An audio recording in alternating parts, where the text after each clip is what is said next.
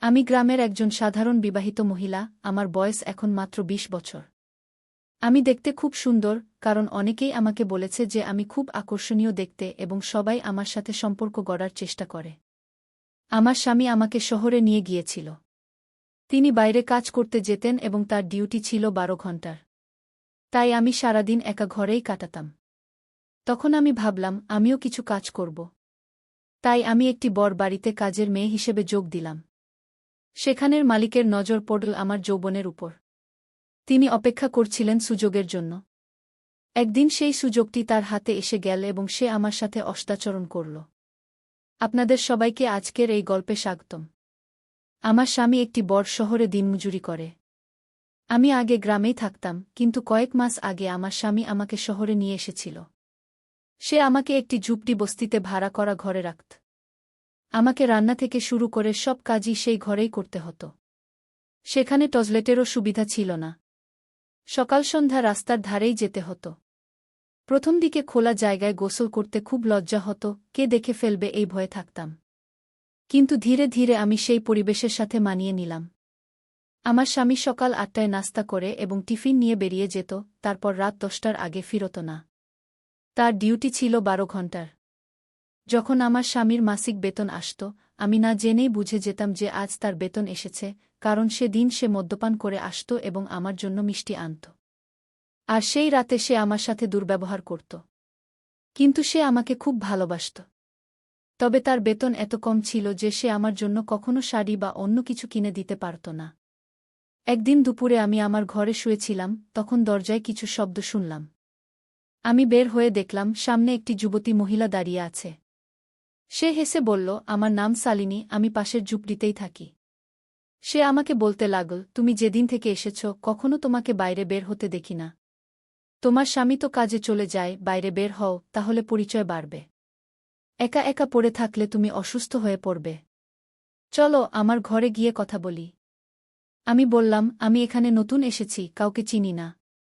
তখন সে বলল, আরে ঘর থেকে বেরো, তাহলে তো কাউকে চিনতে পারবে। আমি আমার ঘরে তালা লাগিয়ে শালিনীর সাথে চললাম। যখন আমি শালিনীর ঝুপড়িতে ঢুকলাম, তখন আমি হতবাক হয়ে গেলাম। তার ঝুপড়িতে দুটি ঘর ছিল, রঙিন টেলিভিশন, ফ্রিজ, যেখান থেকে সে পানি বের করে আমাকে খাওয়াল। আমি কখনো ফ্রিজ দেখিনি, এমনকি এর সম্পর্কে শুনিওনি। আমি জিজ্ঞাসা করলাম, বোন, এটি কী ধরনের আলমারি? শালিনী মনে মনে হেসে বলল, এটি আলমারি নয়, ফ্রিজ। এতে রাখলে খাবার পানীয় কয়েক সপ্তাহ পর্যন্ত নষ্ট হয় না, পানি ঠান্ডা থাকে, বরফ জমানো যায়। গত মাসেই এটি ৩০,০০০ টাকায় কিনেছি। আমি অবাক হয়ে জিজ্ঞাসা করলাম, বোন, তোমার স্বামী কি কাজ করে? শালিনী বলল, সেই কাজ করে যা তোমার স্বামী করে, পাশের কেমিক্যাল ফ্যাক্টরিতে মজুরি করে। তবে তার আয় থেকে এসব কিছু নয়, আমিও তো কাজ করি। এখানে থাকা বেশিরভাগ মহিলাই কাজ করে, না হলে ঘর চলে না। বোন, আমি বলছি তুমিও কোথাও কাজ ধরো। কাজ করলে মনও ভালো থাকবে, হাতে দুপয়সাও আসবে। কিন্তু আমি মনে মনে ভাবতে লাগলাম, আমার কি কাজ মিলবে? আমি তো অশিক্ষিত। আমি বললাম, আমি তো কোনো শিক্ষিত নই, কেমন করে সই করতে পারি? শালিনী বলল, এখানে অশিক্ষিতদের জন্য কাজের অভাব নেই। তুমি বাসন মাজতে পারো, কাপড় ধুতে পারো, চা নাস্তা বানাতে পারো। এমন কাজ বড় বাড়িতে প্রচুর মেলে, আর টাকাও ভালো মেলে। চা নাস্তা তো প্রতিদিনই মেলে, উৎসবে নতুন কাপড় আর দীপাবলিতে গিফটও মেলে। আজ আমি আমার আয় দিয়ে দুটি বাচ্চাকে প্রাইভেট স্কুলে পড়াচ্ছি। তাদের আয় তো ঝুপড়ির ভাড়া, রেশন আর মদেই খরচ হয়ে যায়। আমি তাড়াতাড়ি জিজ্ঞাসা করলাম, আমার কি কাজ মিলবে? শালিনী বলল, করতে চাইলে কাল থেকেই কাজ মিলবে। যেখানে আমি কাজ করি তার পাশের বাড়ির মালকিন কাজের মেয়ের খোঁজ করছিল। তারা একটি বড় স্কুলে পড়ান, তার স্বামী উকিল, দুটি বাচ্চা আছে যারা মায়ের সাথে স্কুলে যায়। আমি আজ সন্ধ্যায় জিজ্ঞাসা করে নেব এবং টাকার কথাও বলে নেব। মালিক-মালকিন যদি তোমার কাজে খুশি হয়, তাহলে বেতনের বাইরেও অতিরিক্ত আয় হয়। এই সময়ে শালিনী প্লেটে বিস্কুট আর নমকিন সাজিয়ে আমার সামনে রাখল, গ্যাসে চা চড়িয়ে রেখেছিল। চা পান করার পর শালিনী আমাকে বলল যে আমি চাইলে এখনই তার সাথে যেতে পারি। ম্যাডাম দুটো বাড়ি আসেন, আজই কথা পাকাপাকি করে নিই এবং কাল থেকে কাজে লাগি। শালিনী আরও জানাল যে প্রতিটি কাজের জন্য আলাদা পেমেন্ট দেওয়া হয়। যদি পরিষ্কার করার কাজ করতে হয় তবে তার জন্য, কাপড় ধোয়ার জন্য আলাদা ৩০০ আর সব কাজ করাতে হলে কমপক্ষে ৯,০০০। শালিনী কাপড় বদলাতে লাগল। সে আমাকে বলল, চল তুমিও কাপড় বদলে নাও। টাকার কথা আমি করব। চা নাস্তা তো বানাতে জানোই? আমি বললাম, হ্যাঁ দিদি, আমি সব জানি। মিঠাইও বানাতে পারি। আমি তখন খুব খুশি হয়ে গিয়েছিলাম এবং মনে মনে ভাবতে লাগলাম যে যদি আমি মাসে শূন্য কামাই করতে পারি তাহলে আমার সব সমস্যা দূর হয়ে যাবে। আমি দ্রুত আমার ঝুপড়িতে গিয়ে নতুন শাড়ি পরলাম এবং নতুন ব্লাউজও। পায়ে ছিল সেই প্লাস্টিকের লাল চপ্পল। চোখে কাজল দিয়ে শালিনীর সাথে রওনা দিলাম। আমি ছিলাম শ্যামলা, কিন্তু আমার শরীর বেশ গড়ন ছিল। পাতলা কোমর এবং তীক্ষ্ণ চোখ। গ্রামে কত পুরুষই না আমার পিছনে ছিল, কিন্তু আমি কাউকে হাত দিতে দিইনি। এই ব্যাপারে আমি ছিলাম খুব সতর্ক। রাস্তায় শালিনী বলল, বোন, যদি তোমার কাজ হয়ে যায় তাহলে আমি মাসের প্রথম বেতনের অর্ধেক নেব। এখানে এই রেওয়াজ আছে। আমি বললাম, ঠিক আছে, আমাকে কোনো সমস্যা নেই অর্ধেক দিতে। এরপর আমি শালিনীর সাথে চলতে লাগলাম। শালিনী একটি কোঠির সামনে দাঁড়াল এবং ঘণ্টি বাজাল। মালকিন দরজা খুললেন। শালিনী তাকে নমস্তে করল, আমিও হাত জোট করে নমস্তে করলাম। শালিনী 2 বছর আগে তাদের বাড়িতে কাজ করেছিল। গেট খুলে ভেতরে যেতেই শালিনী বলল, ম্যাডাম, আমি আপনার জন্য একজন বাই নিয়ে এসেছি। মালকিন বললেন, আচ্ছা, বাই তো বেশ সুন্দর। আগে কোথাও কাজ করেছে? ম্যাডাম আমাকে জিজ্ঞাসা করলে শালিনী উত্তর দিল, এখনই গ্রাম থেকে এসেছে, কিন্তু সব কাজ জানে। মিঠাই এমন বানায় যে খেলে আঙুল চেটে খেতে ইচ্ছে করবে। সে আমার এলাকারই, তাই আমি আপনাদের কাছে নিয়ে এসেছি। এখন বলুন, কতগুলো কাজ করাতে চান? ম্যাডাম বললেন, দেখো শালিনী, সব কাজই করাতে হবে। সকালে নাস্তা এবং দিনে লাঞ্চ বানাতে হবে। রাতের ডিনার আমি নিজেই বানিয়ে নেব। কাপড় ধুতে হবে, পরিষ্কার পরিচ্ছন্নতা, বাসন মোছা, এই সব কাজ। সকালে তাড়াতাড়ি আসতে হবে। আমি 7টার মধ্যে বাড়ি থেকে বেরিয়ে যাই। এরপর ম্যাডাম দরদাম করে জিজ্ঞেস করলেন, কাল থেকে কাজ করবে? আমি বললাম, আমি কাল থেকেই চলে আসব। কাজ তো করতেই হবে, তাহলে কাল আর পরশু কি? রাতে যখন আমার স্বামী বাড়ি ফিরল, আমি তাকে সব কথা শুনালাম। সে বলল, এটা ঠিক আছে যে তুমি কাজে যাবে, কিন্তু কোঠায় থাকা লোকেরা খুব খারাপ হয়। তারা কাজের মেয়েদের উপর খারাপ নজর রাখে। এই শালিনী খুব চালাক মহিলা, যে কোঠায় কাজ করে সেখানে পুরুষদের ফাঁসিয়ে সে প্রচুর টাকা আদায় করে। এমনি এমনি নয়, তার কাছে ফ্রিজ আর দামি দামি জিনিসপত্র আছে। এতে আমি বললাম, আমার উপর কেউ এমনি হাত তুলতে পারবে না। গ্রামেও আমার পিছনে কিছু বকে যুবক লেগেছিল, কিন্তু আমি কাউকে ঘাস দিইনি।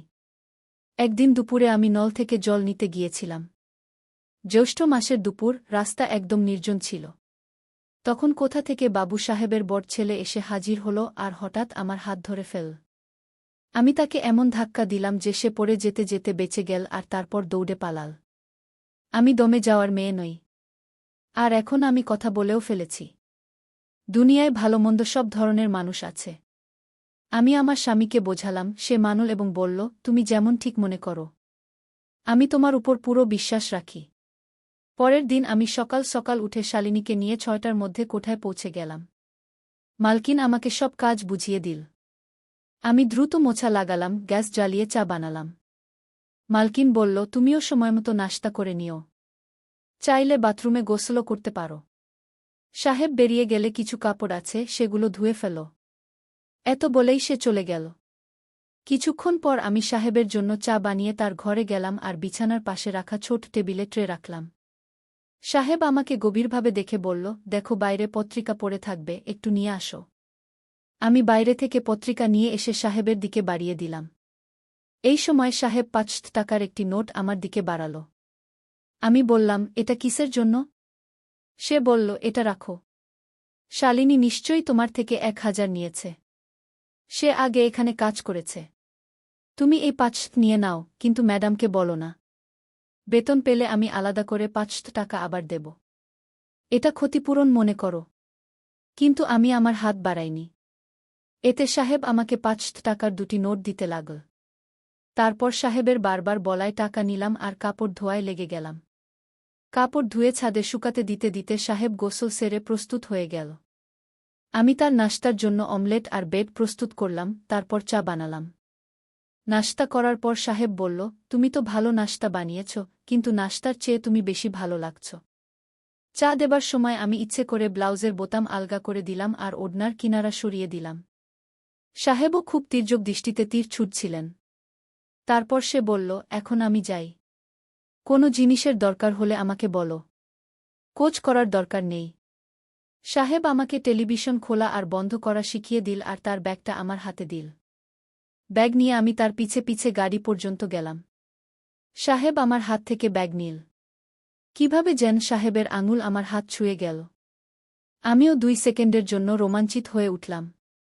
সাহেব চলে যাওয়ার পর আমি গেট বন্ধ করলাম, তারপর কোঠার ভিতরে এসে দরজা বন্ধ করলাম। আমি গোসল করতে বাথরুমে গেলাম। এমন বাথরুম আমি আমার জীবনে প্রথম দেখলাম। নানা রকম সাবান, তেলের শিশি আর শ্যাম্পুর বোতল। আমার মনে হলো যেন আমি অন্য কোনো দুনিয়ায় চলে এসেছি। গ্রাম থেকে আসার পর প্রথমবার কাপড় খুলে জমিয়ে সাবান মেখে গোসল করলাম। তারপর বাথরুমে ঝোলানো তোয়ালে দিয়ে শরীর মুছে ম্যাডামের দেওয়া পুরনো স্যুট পরলাম আর আয়নায় নিজেকে দেখে মনে হলো এটা আমি নই, কোনো অন্য মহিলা। আমি আমার কাপড় ধুয়ে ছাদে শুকাতে দিলাম। তারপর বাকি পরোটা খেয়ে নিলাম। কিছু চা বেঁচে গিয়েছিল, সেটা গরম করে খেয়ে নিলাম, নইলে নষ্টই হয়ে যেত। ধীরে ধীরে সেই বাড়ির সব রীতিনীতি শিখে নিলাম। সব কাজ তাড়াতাড়ি সেরে ফেলতাম আর কাউকে অভিযোগের সুযোগ দিতাম না। ম্যাডাম আমার কাজে বেশ খুশি ছিল। 1 মাস কখন কেটে গেল টেরই পেলাম না। মাস পূর্ণ হতেই ম্যাডাম বাকি বেতন দিয়ে দিল। সেদিন আমি বেশ খুশি ছিলাম। সন্ধ্যার মধ্যে যখন আমি বাড়ি ফিরলাম, প্রথমেই 1000 টাকা শালিনীকে দিয়ে দিলাম। শালিনী আমাকে চা খাওয়ালো আর খবরাখবর নিল। সে ইশারায় জিজ্ঞেস করল, সাহেব থেকে কোনো সমস্যা তো হয়নি? আমি বললাম, এমন কিছু নয়। শালিনী বলল, যদি তুমি চাও তাহলে সন্ধ্যায় আরেক বাড়িতে লাগতে পারো। কিছু না হোক, 1000 টাকা সেখান থেকেও মিলবে। এতে আমি বললাম, ভাবব। নিজের বাড়ির কাজও তো আছে। এত বলেই আমি ফিরে এলাম। সাহেব তার চা আমার কাছ থেকেই নিতেন, যখন ম্যাডাম আশেপাশে থাকতেন না তখন আমাকেই দিতেন। আমিও মজা নিতাম। আমি বুঝে গিয়েছিলাম যে মালিকের চোখ আমার যৌবনের দিকে, তারা আমাকে টাকা দিলে আমি প্রথমে নিতে অস্বীকার করতাম, কিন্তু তারা জোর করে দিয়ে দিত এবং বলত, দেখ রঞ্জু, আমাদের কাছে টাকার অভাব নেই। আর আজ 1000 টাকার মূল্যই বা কি?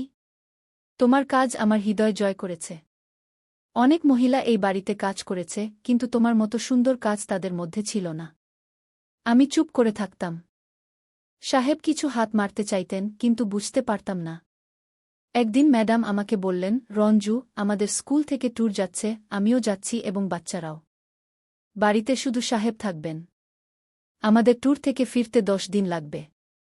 আশা যাওয়ার সময় তুমি বুঝে নিও সাহেবের কোনো অসুবিধা না হয়। আর আগে অমলেট বানিয়ে দিও এবং তুমি এমন করো, লাঞ্চের সাথে ডিনারও তৈরি করে ফ্রিজে রেখে দিও। সাহেব রাতে গরম করে খাবেন। আমি বললাম, ঠিক আছে, এবং আমার কাজে লেগে গেলাম। ম্যাডাম চলে যাওয়ার 10ম দিন ছিল। যখন ঠিক সময়ে চা এবং পানির গ্লাস নিয়ে সাহেবের ঘরে পৌঁছালাম, তখন তিনি বললেন, আজ কোর্টে যাওয়া হবে না, উকিলরা ধর্মঘট করেছে।